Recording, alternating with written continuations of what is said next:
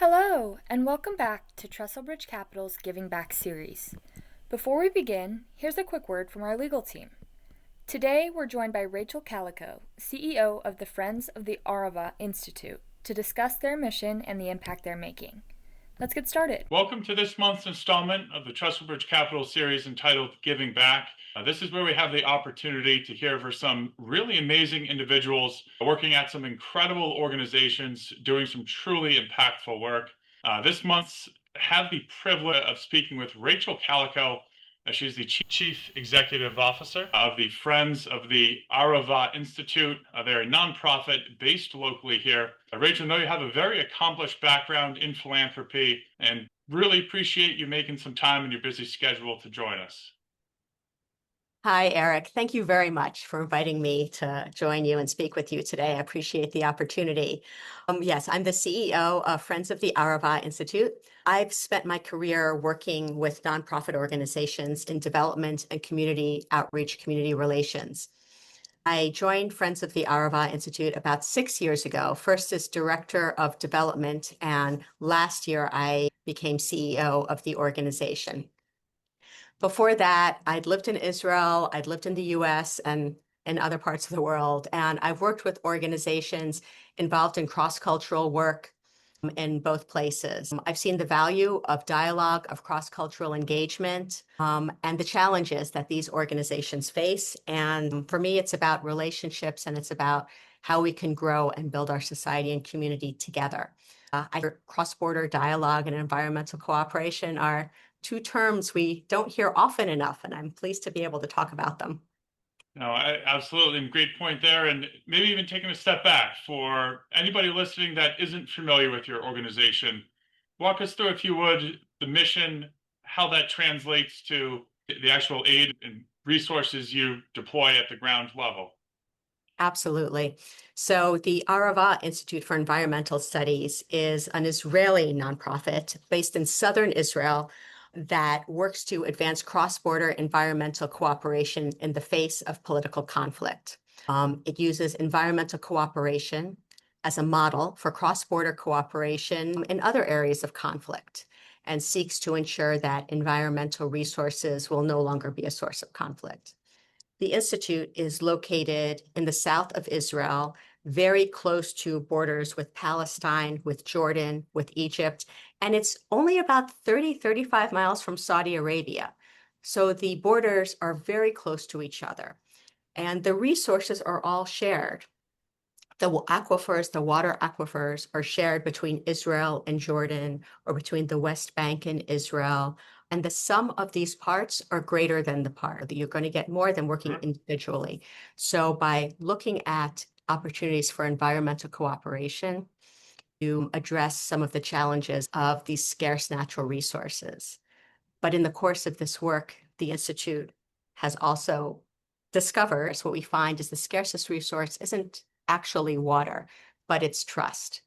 And in finding this common concern, we can build the relationships and foster the trust, which can support environmental sustainability and support sustainability across the region more broadly.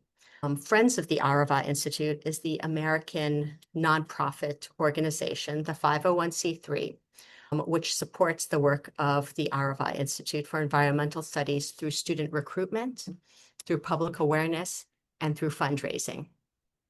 We introduce people to the organization, provide opportunities for people to connect and to learn about this work and to engage in different ways. We work with universities around the country to introduce students to the program. The Institute has 3 pillars that we help to amplify and support.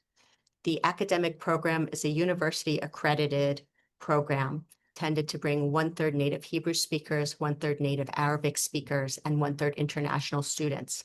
American students will participate in their junior year abroad. They take a full semester of environmental studies courses, and they participate in dialogue, in environmental and multi-narratives field trips, and in other experiences. We offer programming on Zoom and online to introduce people to the work. We bring over our colleagues, our students and alumni and faculty from the region to meet and speak and participate in conferences. And we help to promote articles and research that the Institute is doing. And we, of course, generate fundraising opportunities to support the work and to support this. We raise scholarship funds for students from the Middle East, as well as for students from here to participate in the program and to support other aspects of the Institute's research and work. You have a very full plate there, doing a lot of really impactful things. And curious if there's a recent story that really captures some of the impact your organization is doing. Sure. The first one that I think of is in Israel, there are about 150,000 Bedouin who live in the country in what are known as unrecognized villages, which are communities that are not sanctioned as towns or communities by the state. And so they do not receive municipal services such as water and electricity, resources most of us take for granted, right? So, of course, what the Institute does is look at challenges that these impoverished communities are facing and what sort of renewable technologies can we introduce? What are the needs? And we work together on introducing solutions that will help these communities and economically, environmentally, public health wise, and otherwise. So over this past year, we have worked with one of these Bedouin villages, which has a community school for about 1,300 students. And we've introduced a number of off-grid technologies, including an atmospheric water generator, which produces water out of the humidity in the air, a wastewater recycling system, which is technology that one of our researchers created, that works using solar panels, and all of these are off the grid. This treats water so that it can be reused for agriculture, biodigesters to reuse organic waste, to process organic waste. We introduced solar panels in this community school, which really didn't have electricity before. And they're amongst the first solar panels on school buildings in all of Israel. And this hub, some of us call it a science garden or an off-grid hub, is a model that now other villages are coming to us to adapt for themselves. And we introduce these technologies and we provide the training. So this is providing support for the village in terms of their economic livelihoods, in terms of what they can farm and produce. It's a training tool for the students because, of course, we want these students to go on to university. We want them to think about becoming engineers, becoming educators. And it's a tool also which fosters cross-cultural engagements with other communities in the area who are interested in learning about it and enabling people to get to know each other and foster economic sustainability and environmental sustainability. Oh, that's great. I can give you more, but I'll stop for now. Those are both incredible. And as someone who struggled with science, that still seems so almost unreal. But getting back to the point of our conversation here, I feel a little silly asking this next question in light of your recent comments, but talk us through what are some of the biggest challenges your organization faces? Yeah, so I did reference some of them. Yes, no, it's not silly. It's a reality, unfortunately. A very sad one, sure. Yeah. You know, after October 7th, of course, a lot has changed and there's a lot of trauma, obviously, throughout the region. And the Institute has been resilient and strong during this time because of its model of beginning by engaging in dialogue in order to do this work. To really have an impact, to be able to build trust, you need to know each other. You don't have to agree, but to be able to engage.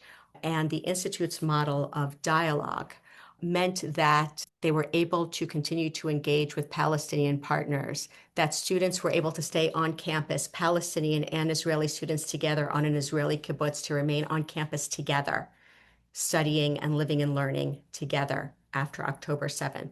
So this strength has enabled the Institute's relationships to stay strong. It has not lost any partnerships.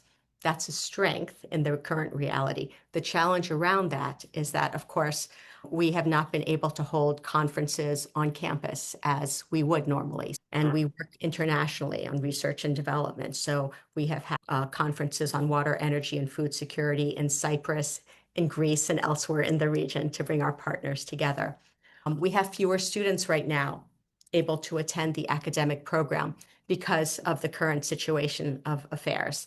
We have interest from students around the world, but there are fewer who are able to attend. Our numbers are going up again, and so we hope that this is an encouraging sign, and we hope that it means that things will rise soon. But this is a challenge for the Institute right now. As I've said, we haven't lost our partnerships, which means that maybe momentum was slowed in the early stages of this, but that today we're continuing to move forward. And there's a lot of new work that is going on over these past 2 years. The other significant challenge, which I'm sure for every nonprofit you're going to speak to, is of course funding. The Institute was a recipient of USAID funding, and so it lost nearly a quarter of its budget when that funding was terminated earlier this year. This encourages us at Friends of the Arava Institute to be laser focused Sure. on reaching out to people, on raising the profile of the Arava Institute, of the work which we want to support, so that more people know about the organization and to help to fill that gap that the Institute has from the termination of that funding to support the work. Of course, related to that, a challenge is, public awareness. And so that's the other challenge, of course, is that this work is happening. It has not stopped and it has not paused during this time. That's truly incredible and a testament to everybody involved, continuing in light of what are obviously some additional challenges. You mentioned one of those on the financial aspect of the constant funding. And with that in mind, for folks that are listening that want to get involved, curious how people can not only directly support your organization, but also get involved. Are there different activities, campaigns, different events where they can go to learn more? Absolutely. So I encourage people to visit our website, www.arava, that's arava.org. Sign up for our newsletter to get updates on what's happening. We have a regular blog post on activities at the Institute, on our conferences, essays from students and alumni. We offer Zoom programs and classes because we're a small office in the US. So we do offer Zoom classes. We also do travel around the country, and I bring over my colleagues from Israel, and we visit communities and put together programs and speaking engagements. And if people sign up to get on our email lists, they'll get that information. We also offer opportunities to join us in visiting the region, and we have 2 opportunities coming up. One is the Cultivating Hope Study Tour, which will be September 10th to 16th. We will visit Jerusalem, East Jerusalem, the West Bank, some of the projects that I talked about earlier, visiting the Bedouin communities and going south to the Institute, meeting with journalists, government members, alumni, stakeholders, and Palestinian and Israeli partners of ours, students, and getting a sense of what environmental cooperation, opportunity, the challenges, and the resilience and hope that these people, the dedication that these people have right now. It's a wonderful trip. And then we also have, for those who are more athletic, we have a bike ride, the Israel Ride, from October 27th to November 3rd, which is a peer-to-peer fundraiser. People sign up to participate, bike from Jerusalem to down south to Eilat. It's about 350 miles over the course of 7 days. So there are the hardcore people who are going to do 75 plus miles a day. And then there are 2 others where people will bike fewer miles each day, combine it with some touring, learn about some of the work, and spend time with alumni of the Institute, Palestinians, Israelis, Jordanians, and others, young people who are really inspirational, who have taken what they've learned at the organization and are entrepreneurs, they're government advisors, they're educators, they're academics, and they're taking this example and what they've learned about the opportunity for environmental cooperation and applying it and showing their colleagues that it's possible to have partners across the borders. And that's another very exciting trip. There's information about both of those that can be found on our website, arava.org. And so there's lots, and we'll be planning more over the days and months ahead. Oh, so that's incredible. Put me down for the electric bike if that's an option. It's an option. There we go. As a final thought, any words of encouragement for folks that are listening and your message is resonating with them. Anything you would want to leave with them as far as how they can contribute, the importance of that? You connect a lot of different missions in one. Truly an incredible organization doing some very important work. Final thoughts you'd like to leave with our listeners? Sure. I encourage people to visit the website and to explore it a little bit. People can reach out to me directly. I'm happy to share my email address, rkalikow@friendsofArava.org, if people want information.